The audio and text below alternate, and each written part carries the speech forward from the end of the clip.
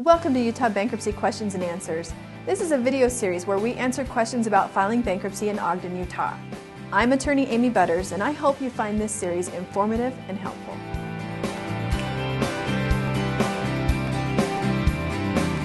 All right, welcome to video 10. Will bankruptcy wipe out all of my debts? Now let's first talk about a legal term called discharge, and that's what you're really talking about when you ask the question of will my debts be wiped out, is will they be discharged? And what that legal word means is that the obligation that you have legally to repay that debt is wiped away. Okay? The debt's still there. There's still somebody there who's owed money, so it doesn't really actually get rid of the debt. It takes away the legal obligation that you have to pay it. Okay, so the short answer is yeah, it does, with some exceptions. Let's talk about some of those exceptions. Bankruptcy is not going to eliminate back child support. Okay, so if you're in that situation, and I'm not calling you a deadbeat, but if you do have some back child support, you can't bankrupt on it. Okay, same with alimony. Those are protected things, and rightfully so.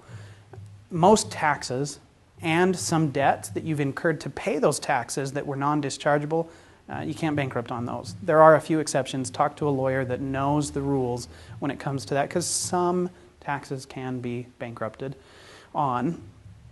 Student loans are another form of protected debt that you cannot bankrupt on unless you're able to prove to the court that you have some undue hardship.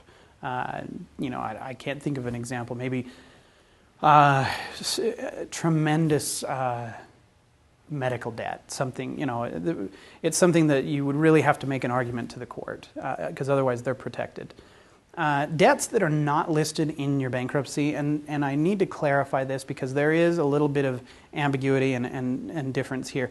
If you intentionally leave something out, it's not discharged, okay? On the other hand, if you make every reasonable effort to contact a creditor, let's say they don't report to the credit bureaus and you're trying and you make efforts to, and then you just can't, and they never do get notification, and then 5 years down the road they come back and go, hey, nobody told me you filed bankruptcy, I still want my debt paid. Well, at that point you can say, hey, you know what, look, here's the letters we sent out, we tried to contact you, here's a discharge from the court, I no longer legally am obligated to pay that debt.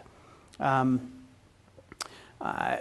that, one thing that you need to remember too is that circumstance is applicable when you didn't have any assets in your case. If you filed a Chapter 7 and there was nothing to give anybody, well then they're crying that they got none of nothing, right? So at that point they're going to be discharged. On the other hand, if it was an asset case, you had some Mona Lisa or original copy of the Declaration in your basement and they were able to sell that, well, then they have a claim. They could come back and say, hey, I wasn't paid and I should have been included with what everybody got out of that asset case. Fines and penalties that are owed to government agencies, can't bankrupt on those.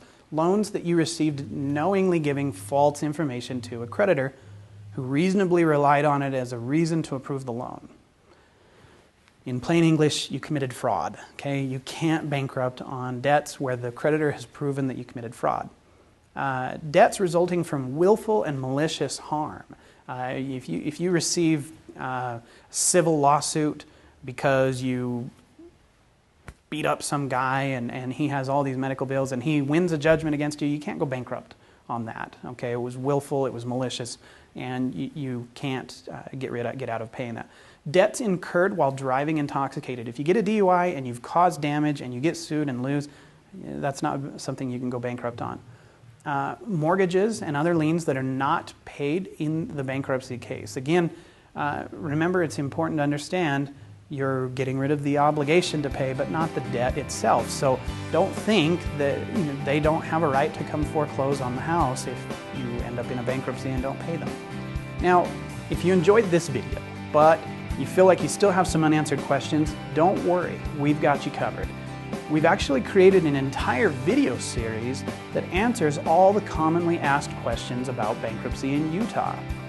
Go ahead on over to our website, ogdenbankruptcylawyers.net, and there you'll be able to download our free ebook, and you'll be directed to our main website, where the entire video series is located.